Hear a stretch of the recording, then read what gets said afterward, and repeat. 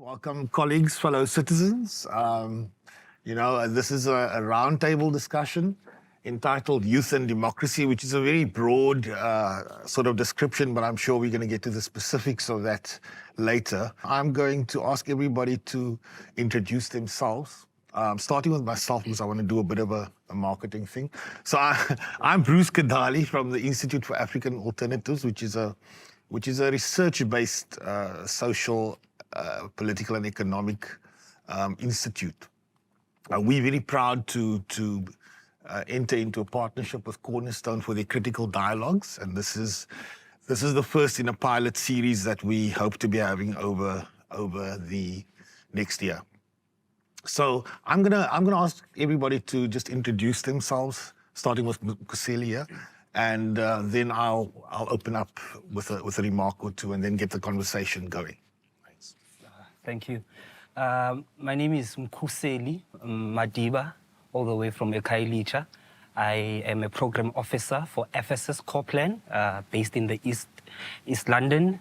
We are working with active citizenry, service delivery, and also especially now after COVID with the informal settlement. I have 15 years experience in community development. I am an alumni, graduated here last year with my BA Honours in Community Development. I started a active citizenry society at Cornerstone. But in general, I've been involved in youth development and community participation, making local government work. I've worked across South Africa, different communities, and also in other countries abroad. And it's a privilege to be here as a young person. And yeah, thank you. Okay, it's quite intimidating to go up after that. My name is Jordan Peters, and I am also involved, I would say, in community and youth development. I work with an organization called We'll Do It Ourselves. And the idea behind We'll Do It Ourselves is somewhat cynical. But I think we as young people have come to the conclusion that if we are to have change in our communities, in our society, we can no longer wait for the government. We can no longer wait for older generations. We can't wait for the corporate sector. So if we are to have true and fundamental change in our communities, we'll have to do it ourselves. But this is often not as easy as it sounds, especially when the intergenerational knowledge I would say, staircase has been broken, right? And after 1994, many activists just kind of got on with their corporate jobs, they got on with their very fancy NGO jobs, and so that knowledge chain was just broken. So many of us young activists and people who are interested in changing our communities actually don't know how, And so We'll Do It Ourselves aims to kind of bridge that gap by giving young people the tools and the resources to effect change in the communities that they come from. I also work with the District 6 Museum, and history is also a very fundamental part of my activism, because I feel that in order to actually change our communities, we first need to understand what has happened in our communities. And we see that the education system, our parents are not reliable sources of knowledge, especially in our very recent history. I'm not even talking about slavery and colonialism in South Africa. So history is the tool that we need to use to understand the true solutions to the issues we face in our communities. That's me. My name is Ingashweni. I'm from Nyanga, and I'm also a young activist and a change maker in my community. I also work with the SG Young Activist from Rondebosch. We specialize on solving conflicts around our schools and our areas. And I'm also I can say maybe a learner under the banner of the Pan-Africanist Congress of Azania, which is the PAC, as we know. So I think I'm done. Thanks. Michael Hendrikse. I'm the Provincial Electoral Officer of the Independent Electoral Commission. I was appointed in this post last year, but I've been around with the Electoral Commission before. I'm a lawyer by profession, and in that served in different capacities in that regard. The IEC takes its mandate of electoral democracy very seriously. And obviously, as much as the Commission can put in place all the mechanisms for people to vote, the challenge, however, is to get people to want to vote. And I think that is a challenge within our broader society as we face challenges of unemployment, of poverty, of immense equality. You have the twin evils, if you want to put it like that.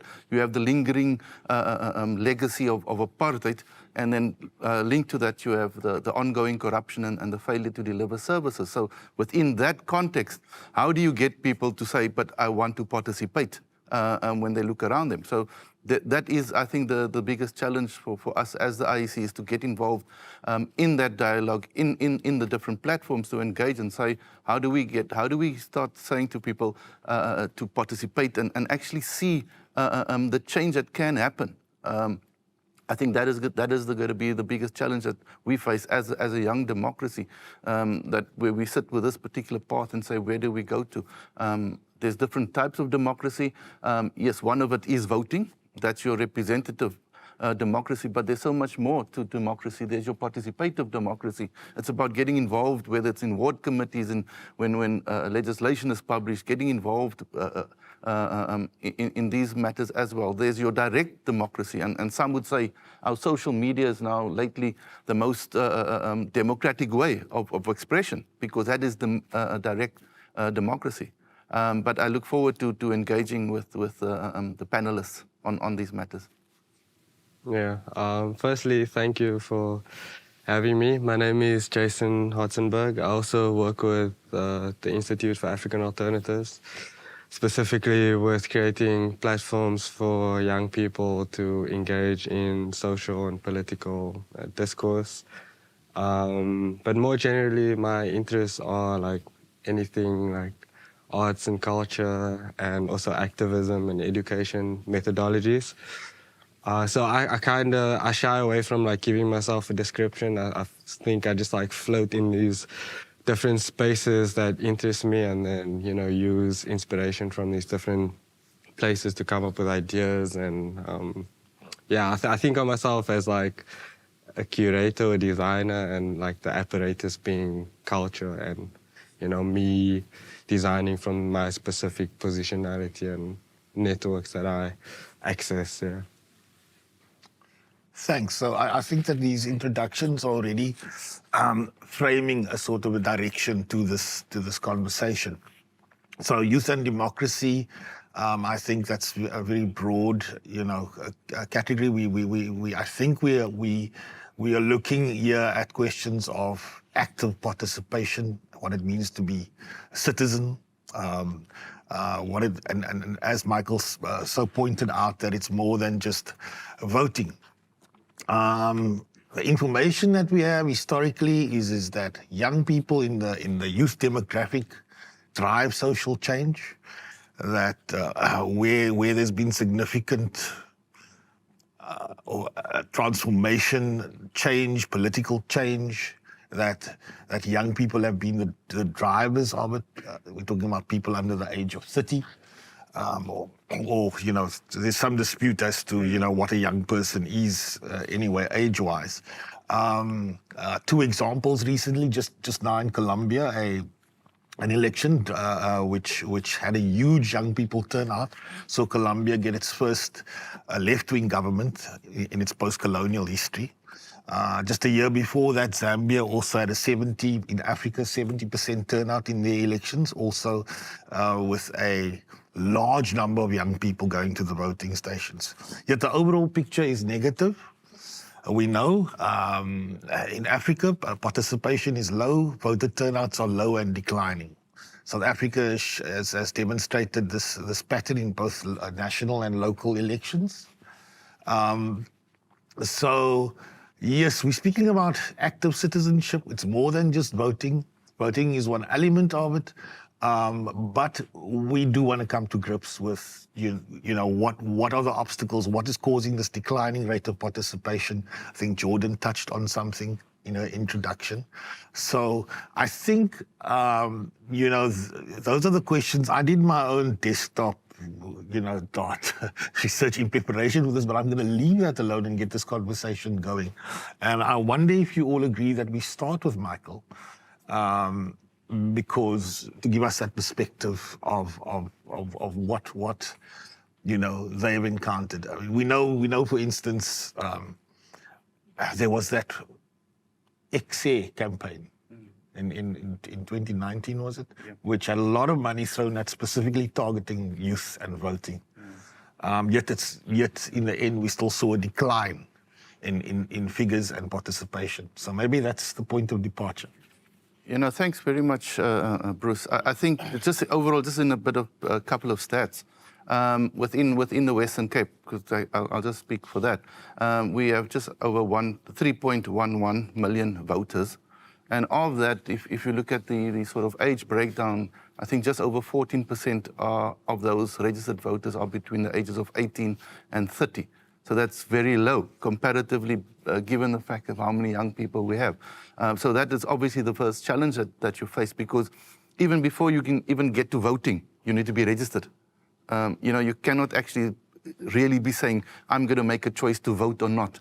You can only make that choice once you are actually registered. And therefore, therein lies the rub. For example, we started online registration now because we're told young people would be more keen to do online registration. So we make that facility. But as much as we do that, and we have 1,577 stations around the province that we open, and yet with all of that, the issue is not so much about the administration part, that we're putting these mechanisms out there. The challenge is saying, but so why are young people not coming forward? And I think that I can only ask the question, but I cannot give the answer, because I think amongst the young people, they will provide the answer to us, because too often, I sit in my little office and I think of schemes that I can do. How do I'm going to entice the young people this, and how can we do that? And really, I'm not the person to be sort of doing that, because I think young people will provide us with the answers if we listen. If we listen, I think another little bugbear of mine is a statement that says youth are apathetic. Apathy means, in its root, with no feeling, no concern. I don't think that is the issue of young people. Young people have very much interest in what is happening around us as a society, as a community, rather than saying that you're not apathetic around the issues, but it's about the system. What is it that people are looking and saying, is there real value in that participation? We had in the last, the local government elections, over 12,000 candidates in the different wards, etc. Yeah? And of those, 909, I think, were under the age of 30. Now, that's a good thing, because young people are participating. But then the next question I ask is, so where were they in the pecking order? Remember, we have a PR system, so you'll have your number one candidate and working down. So it's good if you have a lot of young people on your PR list, but they're so low down that they have a snowball's chance of even getting in and making a difference, I think. So all these sort of things are combined, and what I'm saying is that there's a lot of role players out there that have to take this co-responsibility to them. People look at the IEC and say, yeah, what is the IEC doing? But when a lot of it is to do with what people's real experience of government is, and that turns you away. Not the fact that you vote, but what has been your experience of service delivery, and how is that impacting on you and saying, why must I bother? Will I make a difference? Those are the questions that are asked. And the second part of this whole issue of apathy is alienation. Then to what extent does the processes and systems alienate young people from participating? Whether it's in our deposits, whether it's the way we structured ourselves, very formalistic, I don't know. But yeah, I think that is some of the challenges that we face as the IEC. So far, we've visited about 121 schools in the province so far in this year, just to do voter education. But you're getting the message there, but it's what do you do and how people's lived experience. Because I can do all the voter education I want to, but if your lived experience is something else and something different, how do we overcome that? Thanks, Michael. So there is this stat that while 70% of the people, the African population on the entire continent are under the age of 30, only I think 2.2% are in political representation. are political representatives, are in legislatures, parliaments, so on and so forth. So, I think for us here is to learn from these young people and to tease out what's going on. So I'm going to open the floor to, the table. So I think, when I was thinking of coming here, I thought of myself, you know what, rather than speaking from the head, let me speak about my lived reality. And also having been an IEC observer in a local election, I think there are some parts where it's true and then it's untrue. So the first one is that young people in most cases, they don't want to be involved in politics, right? And then they can't separate between the politics with the capital letter and politics with the small letter. We speak about the political party. This is where now we get into the ANC, DA, etc. And lived realities, I saw my mom saying, we're going to go vote ANC, but then situations are still the same. So as a young person growing up, I'm like, man, politics, is nothing, I'm not going to vote. And to be honest, when I turned 18, I didn't vote for the first time, which is not good right now. I regret that right now. But now growing up, I'm not in a political party, but I'm involved in politics. Things are, education, whatever, I'm involved. Now I started to get involved in life skills. Then you get to be taught these things. Okay, I want to get involved. I want to make a difference, right? Now I get into politics. I see making local government work, learning what is the different, sub-council, what council. That's politics now. You understand, me getting to understand that, and now transferring that into the community. Now you get into the community now, again, there's politics. You've got national, you've got provincial, you've got local, right? As a young person, you're trying to involve, but there's these politics. I hear the number 121 schools. In which demarcation are they, right? Are we, for example, I know that in my community, the IEC representative that you see that are still making people vote are those that were 10 years back. Still the same people that are making you vote. Go, cool, and all of that. And you ask yourself, where's the young person? Now, I work in schools. I've never seen a voter education in school. I've never seen it. I've never seen it. And my question is that, no, man, these people don't want young people to vote, actually. Because we know that youth are the influence and the power. For example, we have a subculture now that has grown to the world stage, Amapiano. And I make example of this. Amapiano started as something in the township. It's now a global genre by young people in South Africa. We've got Trevor Noah in the big stage. So young people do have the power to influence these structures and things. But I just feel that your IEC, your political parties, all these structures, they don't want us to be informed because they know when we get involved, we shift things. Ikamva Youth is here. We've known people that have come through Ikamva Youth. We've got equal education. Young structures do work. You understand? Young structures are there. I just feel like your IEC, your political parties and these structures, they don't want. If you go to a ward committee at the local level, there's no young person. There's no young person. Last election, there was no young person in my community. I was like, are you voting? No, I'm not voting. We can have a platform of online, but how do we engage with that platform? Are we speaking the language that young people with? Then let's come to another skeleton, which is the civic society. That's another skeleton on its own. Because you would have the IEC, like you said, there are role players that are given this money so that they can assist with voter education. But we know what is happening to our civic society right now. It has turned certain corporate status quo. It's not doing what it's supposed to do. You go to a hall, you get how many children are in Guguletu, voter education, you get to a hall, small children.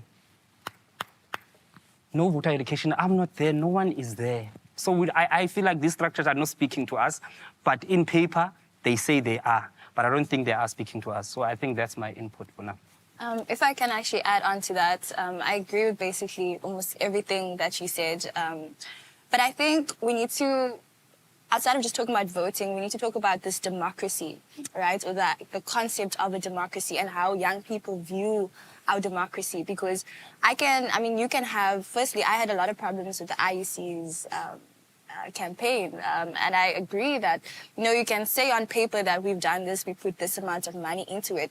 But when I shared the online registration on my social media, a lot of people a lot of people, even send me screenshots to say I registered to vote. So if I can do that as an individual with no money, and no resources, and then the IEC is struggling to do that, it's difficult to believe, right? But anyway, going back to my point about democracy, so when you go to young people, and I'm just echoing some of the things that you said as well, when you actually engage young people and you ask them, and I mean, I had a lot of these type of conversations as well. Why aren't you voting? Are you registered to vote? And then people are like, why? What is it going to do? What is it going to change in my life? What's it going to change in my community? Can this democracy feed me? Can it clothe me? Can it shelter me? Can it educate me? Because up until now, since 1994, and I mean, we're born freeze, right? I don't know everyone's ages, but I was born in 1997. And since then, what has this democracy, outside of, us being able to now access formerly white schools, formerly white beaches, blah, blah, blah, but in terms of the socio-economic reality of our people, what has this democracy actually really given us? Then I want to quickly just go to your point about political parties, right? Because that's also a very interesting thing. So I don't know who else belongs to a political party. I belong to a political party. And the reason for that is because as much as I don't believe in this democracy that we supposedly have, I still believe that it's our only real, I would say, road to actually participating in this government that we have. So I vote, I've always voted, and I belong to a political party. But when you look at how young people view political parties, you realize that they don't know the policies of the political parties. They don't know what these political parties actually stand for, what they do. All they know is what they get from social media. So what is the next scandal? What politician has said something provocative or racist? What political party has gone forward with a court case? What is the court case even about? We don't know, but we get these little bite-sized headlines on social media or in the media. So even when we do engage as young people with political parties, it's not from an actual substantive point of view. It's very, very superficial. And then secondly, I think another thing that leads to the disillusionment is that when you actually see young people enter political spaces, they literally just copy the behaviors of their older counterparts. And I mean the EFF, right? I've been with the EFF since Fees Must Fall because the EFF actually provided us with legal resources and support during that time period. And so a lot of us joined the EFF from Fees Must Fall. And when I say that, I've been in branch meetings and I'm sitting like this, and everyone in that room is under the age of 35, but they are literally having the same factional disputes, the same power-hungry grabs that literally happen on the national and the provincial. And I'm just sitting there and I'm thinking to myself, why are any of you here? It's all career opportunism. And so I think that's another thing that adds to the disillusionment is that people don't get involved in politics because they actually want to, be change makers, right? They get involved in politics because they want the salary that comes with being in parliament, right? And all the different perks associated with us. Most young people who are actually invested, like us sitting at this table, we work with organizations outside of the political sphere and we have to fight for resources. Oftentimes we have events and I mean, we don't get paid to be there. There are people in their 50s and their 60s who get very big salaries every month to talk about these things, to work in the IEC, no offense. And then us as young people are literally having to work in corporate jobs. I had to leave my corporate job to come here. And now I have to go back again afterwards because I have to pay my rent. And there's no other access to this political system but by being outside of it. I think we need to talk about democracy first before we talk about voting. And then secondly, what is young people's understanding of the political system? Because I think that also informs why they don't participate. But yeah, that's... Thanks. I mean, I think let's, there's a lot coming out of this. And I think I'd like to just pursue the roundtable and have everybody. Yeah. Just to touch briefly on some of the points that were made, firstly with lived experience, I think lots of people, including myself, don't experience the actual effects of politics to, changing material circumstances. So like the experience that you were talking about, like your parents are voting or you see people voting, lining up, or when it comes that time of the year that, these political parties are handing out soccer balls and cool drinks. But then after that, there's not much tangible feeling that, things have changed. And then growing up, seeing that, you kind of become disillusioned with anything political because we just feel that it doesn't lead to any real change. But then also the lack of education, I think, within schools or just within our communities, giving, context for why political participation is important and the role, that we could play and just like having an ongoing education and kind of empowering young people with not only understanding the political landscape, but actually feeling like they, are able to participate and change the political landscape. And then because of that lack of education, I feel like there's the subcultures, these subcultures that you speak of, like Amapiano, and that like branches out or is an ecosystem of not only music, but like fashion and just all sorts of artistic ideas and expression, where our whole like Pan-African network has actually been built and diasporic, but like a whole Pan-African network and around the diaspora as well has been built like within the African youth, around like street culture and arts. And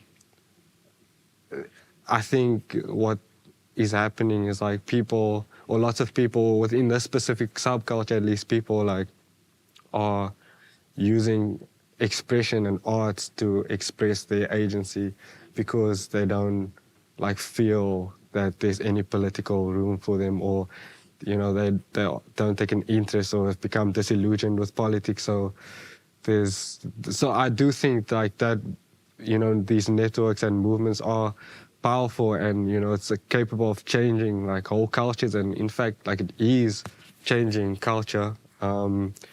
And so I think maybe if we can like create ways for not only like youth to be educated on, again, like the political landscape and the importance of participation, but actually like cultivate a space where, we start like handing down like the responsibilities and the platforms, for young people to recreate this entire space and like use their power to create a system that they actually want, but that comes with feeling like a sense of belonging and a sense of like, do we even want this political system? Do we even want the government as it is, But I do think empowerment and like political education is important, but we have to let like the youth determine, not only participate in voting, but actually determine like the structures, through which they participate in politics.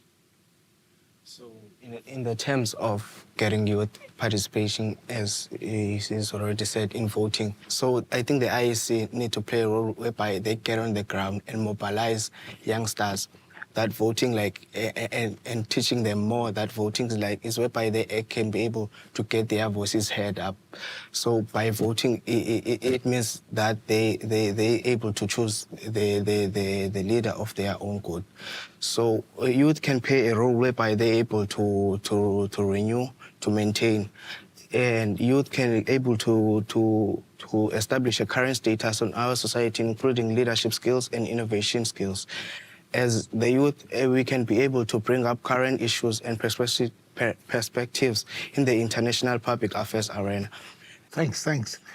A lot has been said just in this one round, and I just want to add a little, pull something out without addressing or in any way attempting to address all the issues brought up. But on the one hand, I think what comes out of just this whole round here is just that there's a feeling that apathy or lack of knowledge or education is not sufficient to explain this disaffection with political participation, with being, active citizen in democratic processes. It's issue driven. I think that's sort of what's coming out here on that level. It's driven by issues. It's driven by material issues. It's driven by feeling that systemic exclusion, that the spaces are not there.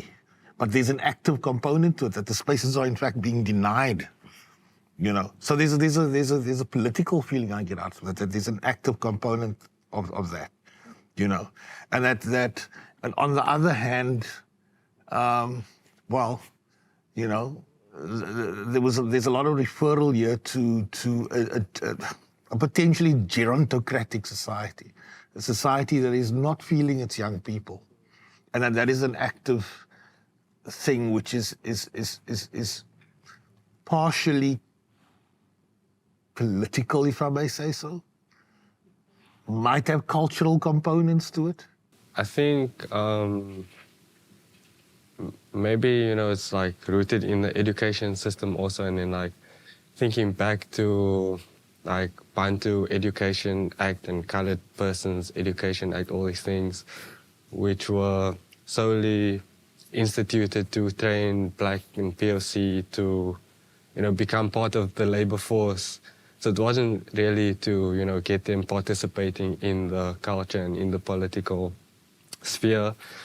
And so maybe we still have like, the legacies of that, where our education isn't geared towards actually giving us the context and empowering us with the knowledge of history and, the sense of like restoring or restorative justice. It's just kind of continued from this purpose of like creating a labor force and a more skilled labor force, where maybe back then it was just,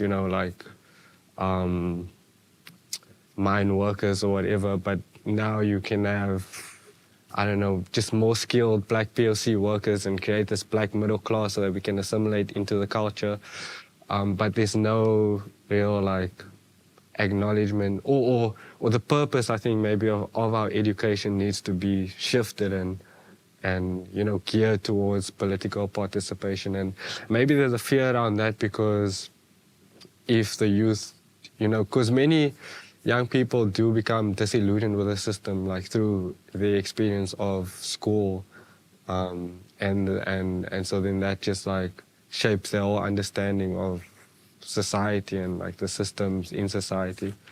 And that's kind of what drove the Soweto uprising as well, was the disillusionment with the school system and their poor education. So maybe there's an element of fear, of what would happen if the youth were conscientized and aware of how education is actually continuing to exploit and oppress them.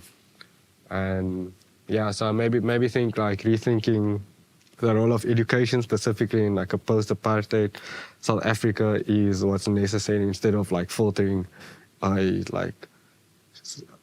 political, voter education once a month, or what, the whole system should be that, participation. And yeah. If I can maybe echo some of what Jason was saying, but maybe from a bit of a different standpoint. But I think what the apartheid government did really well was create this paternalistic relationship between the government and society, right? And we see that in the way the apartheid government, well, I mean, you guys were there, maybe you guys could speak on this more than I can, but in the sense of being in control of almost every facet of Black people's lives, right? From where you live, to where you work, to your level of education, to how much you were paid, to your movement, right? So, and then we saw this, in the 80s, in the 70s, well, in the 60s as well, this mass movement starts arising. People are taking control of their communities. We saw the school boycotts, rent boycotts, bus boycotts. So there was this shifting, I would say, power moving away from this government and moving into our communities. But then in 1994, or even before that, the ANC, and I think maybe that's also something that we're missing from this conversation. We're talking about very broad topics, but there are specific culprits. And I feel like the ANC demobilized all of those community-led movements or those community-led, I would say, centers of agency, right? Where communities were deciding what happened in those communities. And now we kind of have gone back to this paternalistic idea of government where, and obviously the government is meant to do certain things. They are the administrators of this country. But everything that's wrong in our society, we're like, okay, the government needs to fix this. And they do need to fix this. But what do we do when they don't? You know, do we just wait? Do we just like, and I mean, I feel like I always say I'm a veteran of protesting. I'm tired of walking to Parliament and then giving over like a letter and then nothing happens and we must go again next year. But like, what do we do when the government doesn't fulfill its mandate?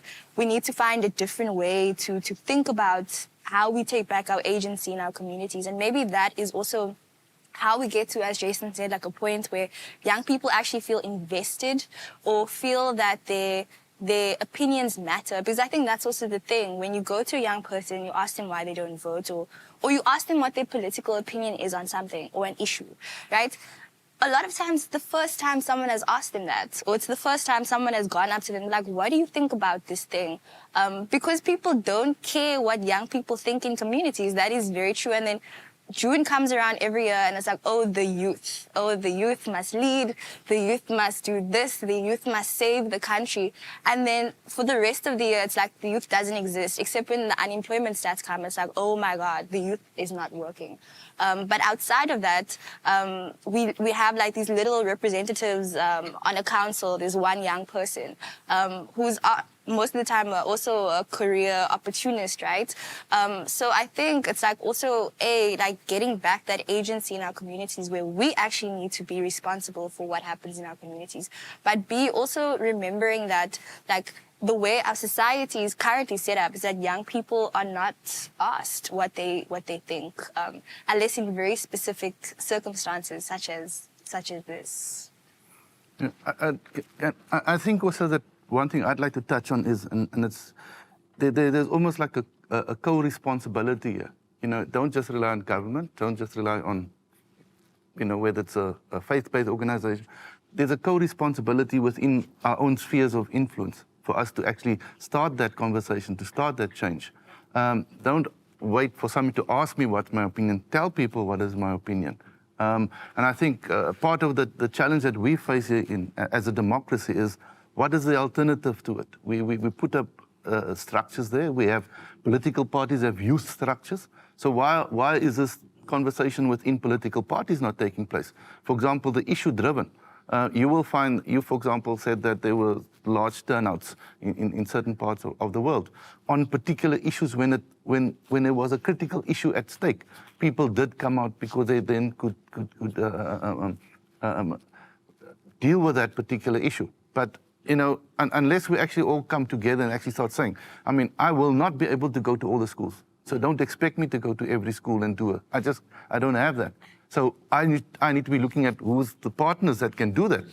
You know, I need to engage with the education department and say, so what is your curriculum? What space are you giving during school for these discussions? Or are we so worried about the specter of protest that we do not really want to allow a discussion because it can so easily evolve into a protest by learners at a particular school? So you want to sort of say, let's hold back on it. So I think at the end of the day, there is a responsibility. I mean, within this country, we have a number of institutions even that are set up to assist young people. You know, what is their return on investment, if you want to put it that way, other than being, as you say, corporatized into a particular position? And I think that's the challenge of coming and holding ourselves accountable, as much as people look at the IEC and say, okay, vote education, but that's one small part of our bigger democracy. The issues that are facing our society is much more than just limiting it to an issue of a vote. There's much more bigger systemic issues that we have to face. Those are the challenges, and that's the platforms that we should be engaging on and saying, why is it that, for example, we're pushing on our political rights, but the socioeconomic is lagging behind. All the time we deal with these particular matters. So it is a challenge, I think, that we need to get. And I mean, youth and democracy is synonymous. You just cannot, and as people transition from youth, you mentioned about, you transition from being young into an age group, age out. What happens then?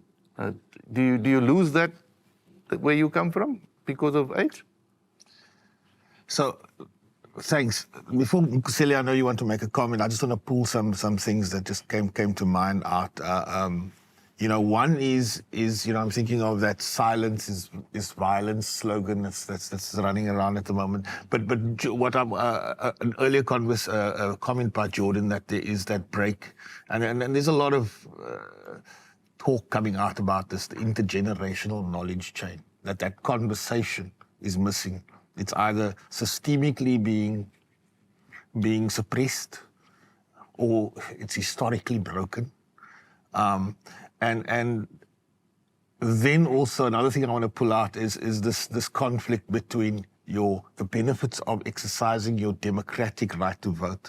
I mean, for want of a better expression, we might be saying non-euphemistically that we are paper democracy. We're a democracy on paper, because there's this tension between exercising your right to vote, what the benefits, what you see of that is, and protest as a means of change, violent protest as a means of change, forcing the system to listen or to see you. So those are the things that come out to me here. I mean, I want to, before Kadalie speaks, but if you can comment later, just reflect on when you, as the IEC, consider all these factors. How do you review your practices? Is there a way in which you review your practices towards how can we, what did we do last? I'd like to get some insight on that, but I'm going to give over to Kadalie. Oh, thank you. I think also so on a personal front, I think it's good that South Africa is a democratic country. Yeah, that's my stance. I am someone that is pro our constitution.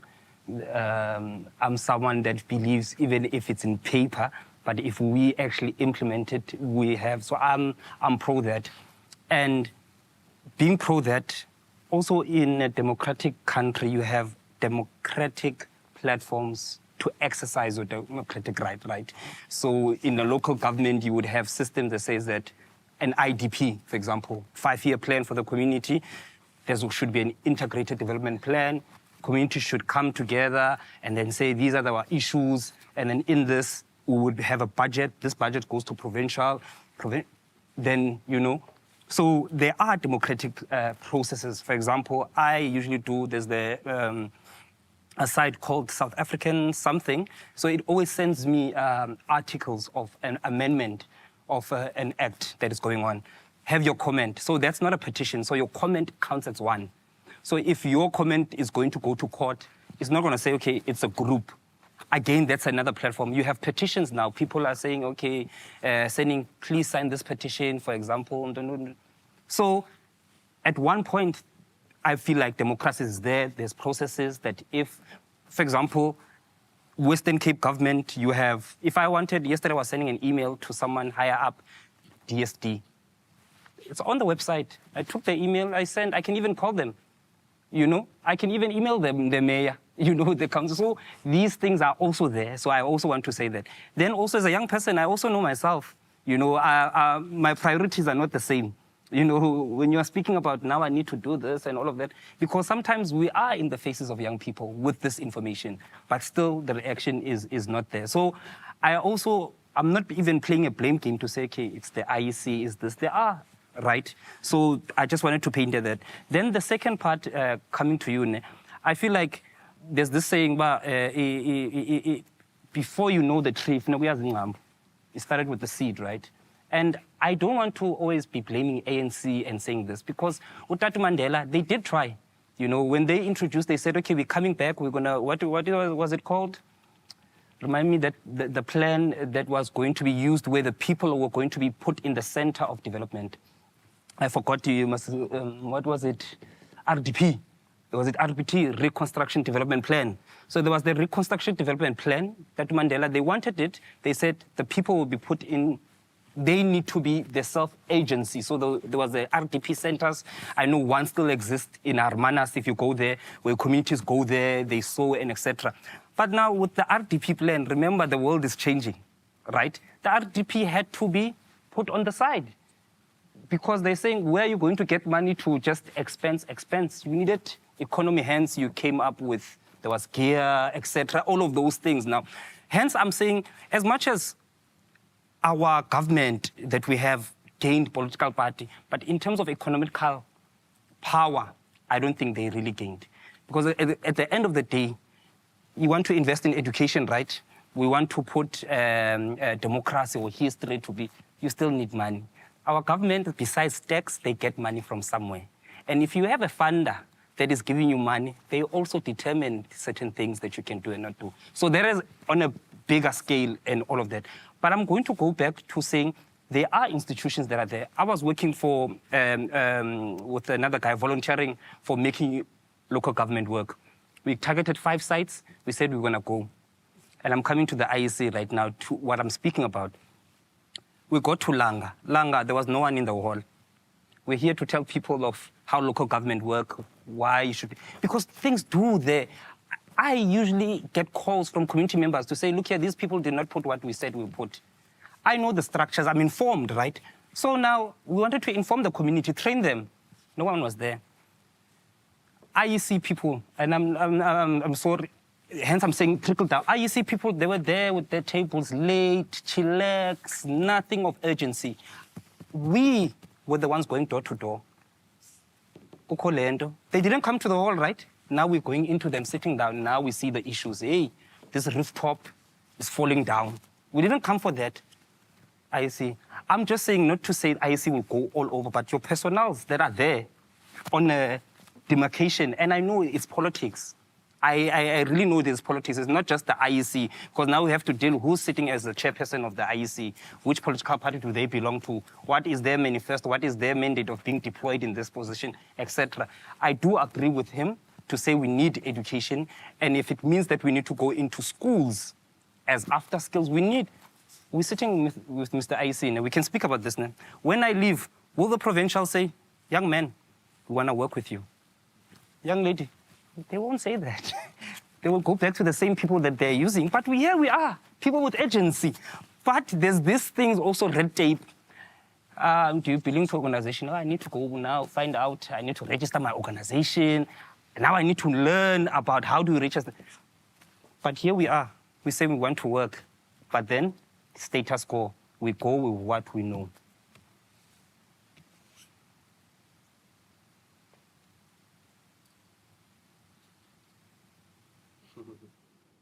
Comments? And Michael, I'm going to ask you to go to respond to my question earlier. Yeah, I think the one thing is that we also realize that, you keep doing the same thing, you're going to get the same response, and it's not actually going to lead. Yes, we have the challenge of engaging with and we will engage with whoever wants to engage with the IEC and partner with the IEC, by all means. We don't have a specific agenda that says we will only keep hiring the same people or have a particular partial to a particular manifesto or something. In fact, that is an anathema for us at the IEC. So the first part is to actually say, but how have we been doing things here? And if it's not been working, why is it not working? I mean, we go out and we say we want to hire voter education people. Okay, I said, why do we want to go out and go out?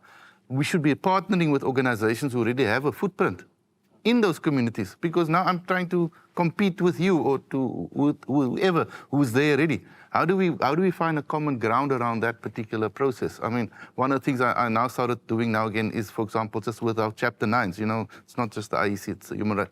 And I was saying, guys, we're supposed to be doing the same thing of entrenching our democracy. Why are we not working together? We're not sharing our information. We're not dealing with the issues that we can do, but rather trying to compete, because we've all got a little APP that says, how many events did you have? What, 5? Tick, tick, tick, tick. I've done my job and I sit back and I say, well, 5. Or, you determine and say, okay, for every 10 people you speak to, that's an event. Hello. We become too being counter-ish, I don't know what's the word. We don't tick off and say, okay, we've achieved because according to our APP, so many things, we tick so many. And then you want to say, what impact have I made? And that's always very difficult to measure impact. Yes, the people that give you the money want to you must show results, but it's very difficult to measure impact on democracy education, other than to say, I've given the message, and ultimately what that person does with that message, whether they actually want to vote for a particular party or not, that is their choice at the end of the day. But we need to empower them to get to that stage of saying, now I have a choice. Without that, why do we do? So that is one of the different approaches that we're having with regard to our outreach program. And the other one is engaging with the education department to say, it's nice to have that I can come to a school, but which school is it going to be? It's going to be the one in the community that I always go to. And I'm not going to a lot of other schools because I'm not being invited to that school for whatever reason. So why must I wait for the invitation? I mean, we are a state institution. We should be able to be going into all the schools around this province, for example, and not sort of say, okay, we only go to traditional schools where we know we use them as a station, we use them, and now we build a relationship. And that's also part of the challenge that we face in this province, is to say, how do you get that institutional buy-in into the processes that we have? Otherwise, you're just dealing with ad hoc-ish events every year now and then, and that is not sustainable. You need to build a sustainable intervention. Can I ask a question? Yes, based on what you're saying, but I think it's a bit more directed. So I think, we've established that the reasons why young people don't vote, the reasons why they're disillusioned is quite layered, and there's various sources. My question to you is, 2024 is coming up, and some say it's the most important election since '94, right? What is the IEC planning to do to get young people to vote outside of going to schools? And because I feel like we need a lot more of a substantive plan. So is there such a plan in existence? And if not, it's 2022 now. What are you guys planning on? How are you planning on moving forward? Well, look, the first one is to ensure, as I said, the one is to have a more institutional based intervention rather than ad hoc-ish. And that's the one thing that I'm definitely working on, to say, how do we make sure that we have a more institutional value? For example, influencing the curriculum within the schools, whether it is in your life orientation or whatever particular the subject is, but get it in there and get people talking about it and understanding what is their rights, so that, as I said, as a first step, you need to get yourself registered. Because if you're not registered, by the time elections come around and you want to either vote or not vote, you really don't, you have taken that choice away from you, because you first need to be on the voters' roll. So that is the first step, is to say, how do we make sure that we get into that? That for me is a critical part. Getting a more institutional basis. Secondly, is working with our organizations out there. I need to find out all these organizations. We have a number of, we have a sort of a database. That's sometimes a swear word, no? A database. So you're either on the database or you're not on the database. How do I get out there? And one of them is to be able to engage with these critical dialogues, so that we can actually meet more representatives of organizations, because I'm not going to know it. All the organizations out there. But the one is to actually say, how do we meet up and how do we then share that? And how do we empower one another? So that you have a primary, as an organization or a community organization, you have a primary purpose. But we want to jump onto that primary purpose with you, so that as much as you are helping us, we're going to help you in whatever primary purpose that you are serving, whether it's on issues of letting people know what is their rights around housing or whatever the case may be. That's fine, but we need to ultimately be working together and sharing that. Because I also know that, on this whole totem pole of interests, sometimes, voting is like down here. People are worried that crime, hunger. These are the things that are going to draw people to you, not me coming to tell you about, oh, you know, your right to vote. And I think, well, what the hell? So that is part of my challenge, is getting to grips with that. In the context that the past few elections have seen fall-offs for the ruling party and opposition, are there political pressures, political interests in low voter turnout? And is there pressure on independent organizations like the IEC, constitutionally independent? Look, just on the political pressures. I think firstly, the first thing we notice is that the increasing number of participating parties. You know, in last year's election, we had 95 parties contesting just in this province, not in one place, but the number of political parties that are contesting has almost doubled. So people are seeing an opportunity. Now, whether it's rightly or wrongly, but people are seeing an opportunity to either to represent or for them to get into government for whatever reason they want to do. But you are seeing that, and that's why you also see a number of coalitions that are happening, because it's a lot of community-based political parties. You know, they're based in strongholds within particular municipalities, and that is a good part. We've had close to 85 independents contesting the elections. Unfortunately, not one actually won a seat. But that says something again about our psyche. You know, you know this guy is a good guy, and yet we vote for the party. Now, that is something which I think that still needs to be explained, why people will keep voting, you know, and they're not happy with the candidate, but they're going to vote for the party because that's how they do. Whether it is your history, that's the tradition, as people will say, but that's how the family voted. That's the party of the family. So I think breaking down those sort of things is going to be important. And part of it is to make sure that people understand that you have a choice. Whether you want to vote for that party or this party, it is your choice. In fact, even whether you want to be a candidate. I said there was over 12,000 candidates. Whether you actually want to put your foot down into that sort of water and actually say, I'm gonna do something, I'm gonna actually stand as a candidate. That in itself is a victory in the sense that, because you had 800 odd seats, but you had 12,000 candidates. Now, clearly, 12,000 into 800 doesn't go. But the important is that people were participating, because that is the essence of our democracy. You participate. You may not win, but that is how we strengthen this participation as well. So yes, it is a challenge for us going forward. I do not want to get too much into the issues of political party strengths or not strengths. All I'm saying is that the parties have contested, and you're seeing more and more the response of the voting public to your established parties or to your national parties, put it that way, those that are in national parliament. So yes, there's definitely responses coming from the voting public.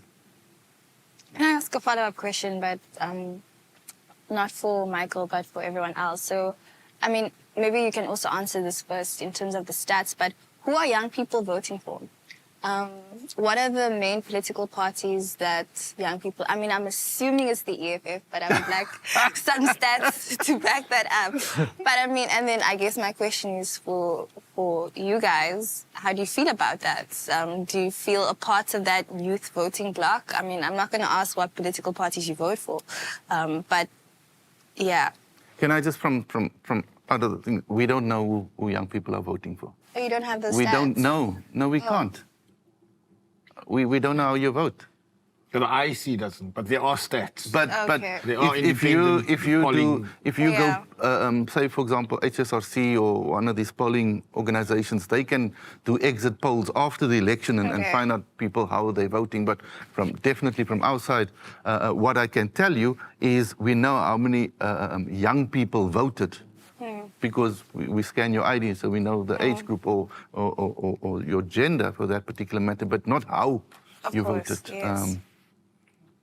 Okay, but yeah, so the polling so there it says... is. The EFF picked up the most votes in the 2019 election, and there was significant fall-offs to the ANC and the DA. So and in Kata as well, the Kata Freedom Party. But it is assumed that the EFF picked up the youth vote that fell away, So that's a fact, you know. So that's a hint in and of itself, you know, that youth participation has the potential to create a seismic political shift, so to speak. And I think, like, I'm thinking of one specific character that's probably, like, instrumental in that, who is, you probably know, Uncle Vinny, you know? So he's this 18-year-old, 18-year-old, but what could I say? He's a presenter, he's just like a cultural figure, who is also very much part of, like, South African music scene and, like, amapiano spreading across the world. And Julius, like, literally, like, campaigns with that guy, and, like, he, like, dances in front of the crowd, he speaks to the crowd, like, I don't know how much influence that has, but I'm assuming it's a lot, because he's a cultural figure that people look up to and, like, associate with as a young person. And that's the only political party really doing something like that. That's not true. The ANC uses, like, AKA, Bonang, Bateba. No, the ANC and even the DA. See, I don't belong to a political party, and it's because of this. You see? Yeah, It's because of this. Because as soon as we belong to... And I understand you're quite informed. You've read EFF's manifesto, and a lot of people haven't read EFF's manifesto. And they will probably vote EFF, and then when it comes to how things must roll, they won't like it. They will feel like, it's a dictator. But they don't know how the political party is set up. So I don't belong to a political party.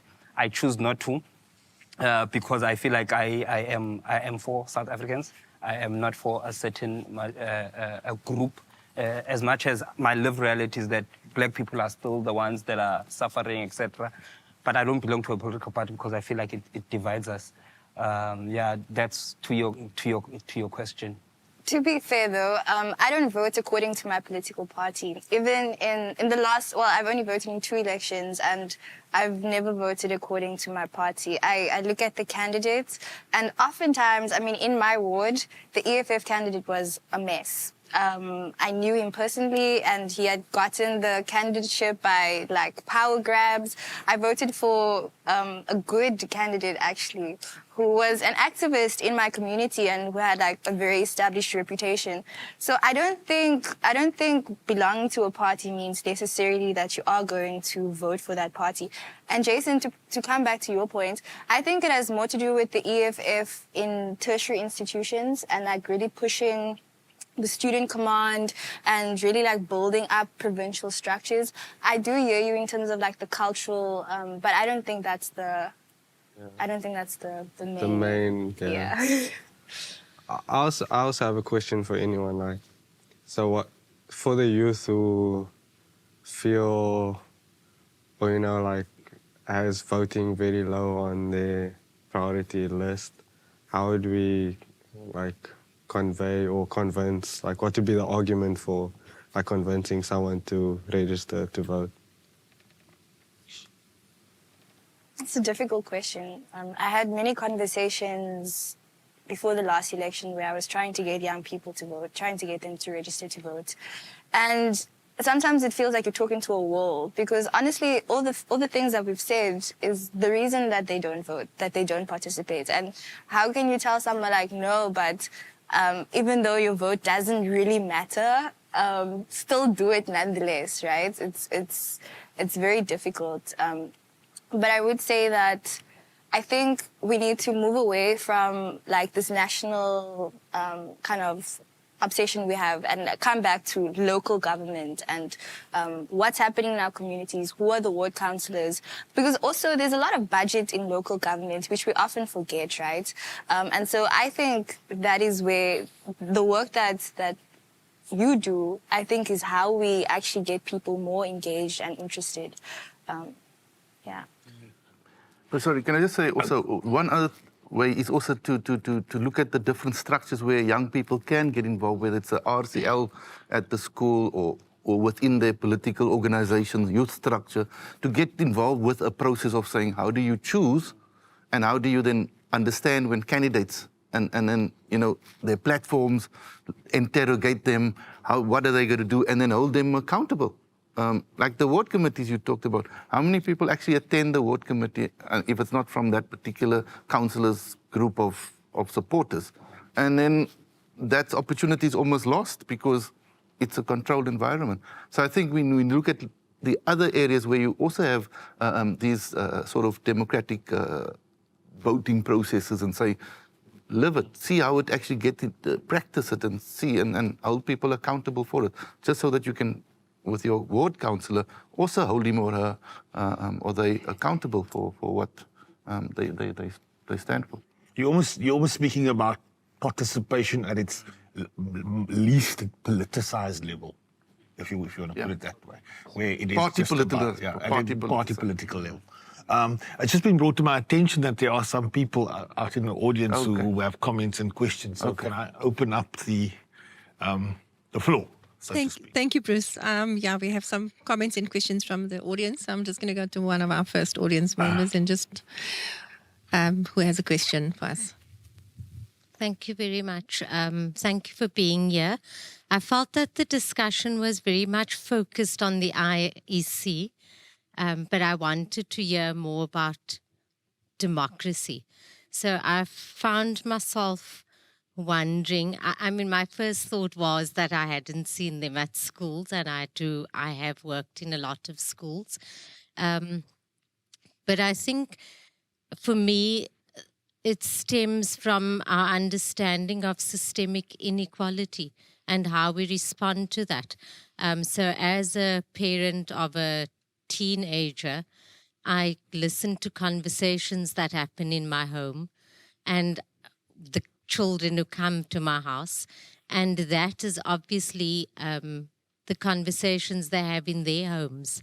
And so I'm wondering also, I mean, the IEC is only one part of, they're a representative of democracy, maybe, but there's so many other stakeholders. And I'm wondering, what roles do they play in educating? So what roles do political parties play in educating young people? How do we get parents to educate themselves and their children? And I want to say that I do think that it's people with privilege who have a big role to play in democracy and education around democracy, because unless we have a lived experience of systemic inequality, a lot of us actually don't care.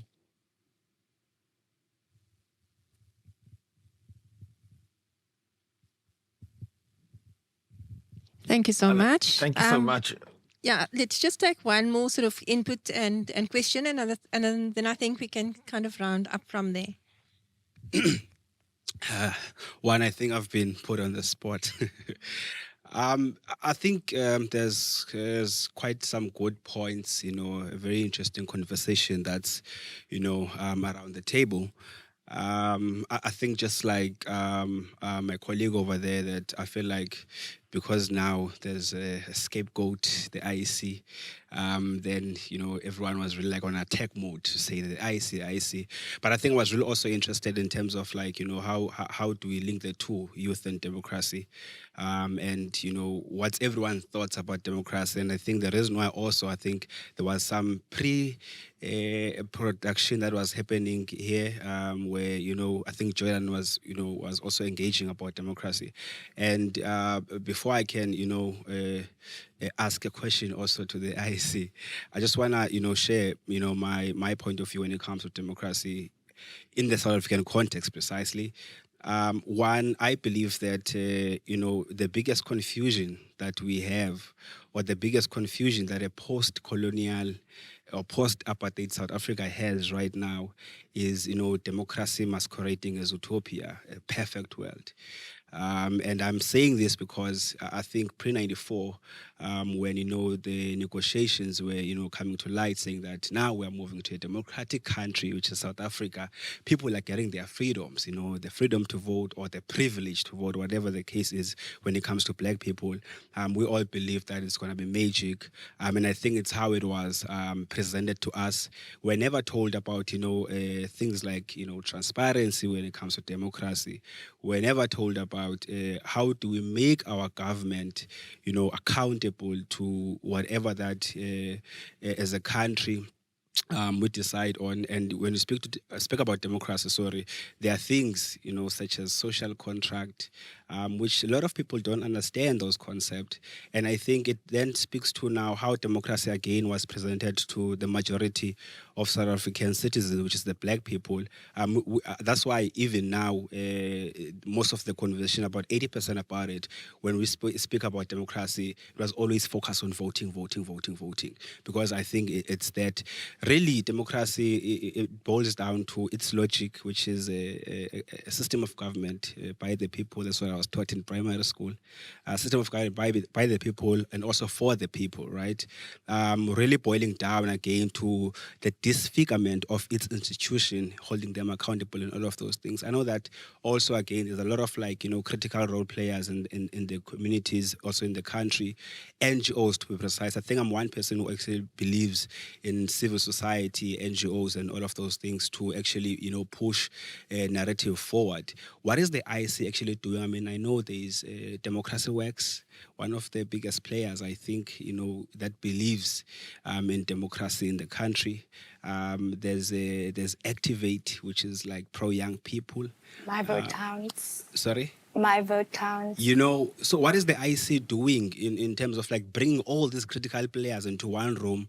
The first time, I think I actually like the point that you raised. The first time I heard about something, it's called an IDP in my community budget and whatnot, is when I joined Activate, And I feel like, political education is very much important so that before we can say that democracy does not work or we need an alternative or whatever the case is, what are we basing that on? What other length have we gone to explore whether democracy works or it doesn't work? So what is the IC actually doing to put those big players into one room so that they can, you said it yourself that your job is not to go to how many schools and whatnot, but is to actually work with partners. But what are you doing to work with those partners? And before I close off, I just want to also, applaud what Cornerstone is really doing. And I think it's what maybe the IC should be doing. Thanks. Any other comments?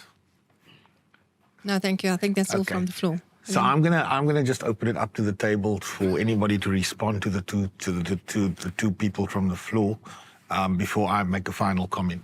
Thanks. I can go ahead. It should be my final comment, I think. The first comment, I do think we didn't speak about democracy in its fullest lens. I totally agree.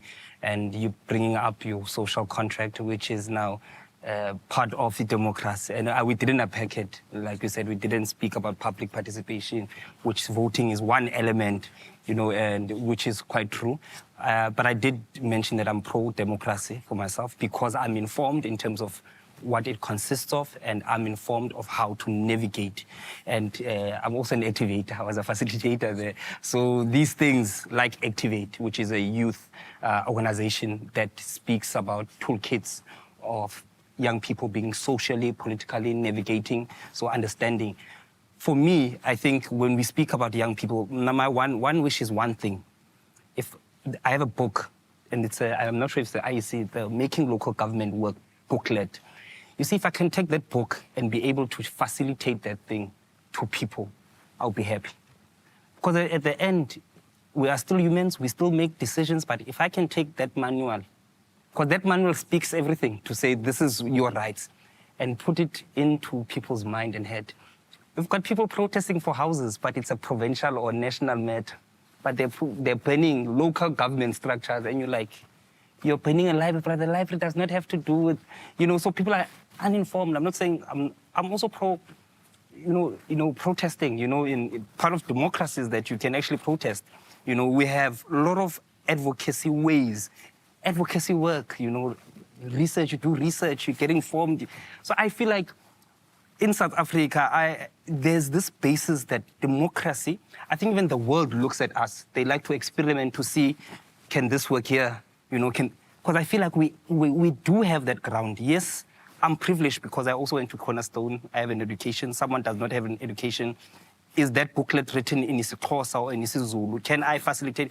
So there are these layers, but I do feel I'm a very positive person to say we have something here.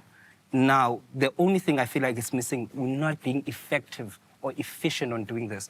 Because the reason we're speaking to the IEC is because we know decision makers. You're a decision maker, you are there. And hence we will speak because we're not given the time to speak to you. You know, hence we will say, okay, IEC, this. But, and I love what you said that you are bringing institutions. I'm pro for that, like, into the room. But I personally know, and I'm speaking based on my lived reality, I've worked with lots of Section 9 institutions. Invite them, we are going to run clinics in the community. After a certain time, nowhere to be there. You know, and then we come down to a layer of leadership within democracy. The leadership is broken, you can see it. And the leadership we are looking at, the same institutions. I mean, I'm not going to go into politics right now, but we have the public protector now that has been fired, you know. And if we follow the news, it's the same thing. It's politics. It's not speaking to us, you know. And I come back. It's your Activate. It's your Canva Youth. It's your Equal Education. It's these groups that are there that can work. You know, we have groups in Menenberg, Hanover Park, Gugulethu, Cape Flats. They all have organizations or young people that can. We're not given the power. We do have the influence. We do have the power to influence, but we're not sitting in those tables. We need to sit in those tables. And then lastly, regarding education and where we're at, just wrapping up to what you are saying, we are online. I feel like people are online. We have a podcast, which is called Podcast and Chill. So it's a podcast that speaks silly things, né? But this time they say we're not political. They brought a political person there. You should have seen the conversations in the comment section in these young people. And that podcast it's not political, but the young people were speaking now. So again, they're online, you know, all of these things. Yeah, thank you. I'm done. Our time is up. Very short, very short. Okay. I'll make a very short comment. And just coming back to what you said, you know, about in 1994, it's like, oh, like democracy just turned on like a light switch. And I think we often maybe don't think about the fact that the end of apartheid did not mean the undoing of apartheid. And I think I'm probably the most cynical person here about democracy, and I philosophically, I don't know if I believe in it. But what I will say is I think in South Africa, we need to move beyond this point of whether we have democracy or not, and rather move to a point where how are we going to build this democracy? Because I don't think democracy is just something that is there, but we need to think of the ways practically, how are we going to, it's going to take block by block. So how do we do that? And so, yeah. Thank you, Jordan. I'm gonna draw this to a close, and just, you know, slightly vary from the comments that we would narrowly focus. Yes, we focused on the youth vote quite narrowly, but I think this conversation brought out a lot more. I think it brought out, this conversation is about citizenship and the state, and about what it means to be a citizen. You know, what our vision is of the state, what the agencies are that are going to, you know, address these issues, these critical issues which we addressed here. How are we going to carry that? How are we going to find a shared vision? How are we going to carry it forward to the kind of state we want to see? So thank you, everybody. So in other words, this is a conversation like this is a beginning, because there are steps, you know, to identify strategies, agencies that need to be brought together, conversations that need to be had. Michael? We are the IEC, we are accountable to you and to answer the questions that you raise. So by all means, I'm also hoping that, as you said, that this is a much broader thing that yes, we are here now, but it's going to hopefully be a series of these engagements so that we can unpack more some of the different aspects of this tapestry of our democracy, which is hard work. Our democracy is hard work to keep up and maintain. And I mean, from our side, we definitely will commit to work with whoever is willing to work with us as well. We're hoping to create our the number of organizations that we engage with, to broaden those and to bring them all aboard and to have different ways in which we can actually use the footprint that is there already. And sometimes let's have the difficult conversations. I mean, that is why I'm here, to have those difficult conversations. And that's why you are there also to ask those difficult questions of me as a state institution that is there to also entrench our democracy. Thank you. Thanks, everyone. Thank you very much.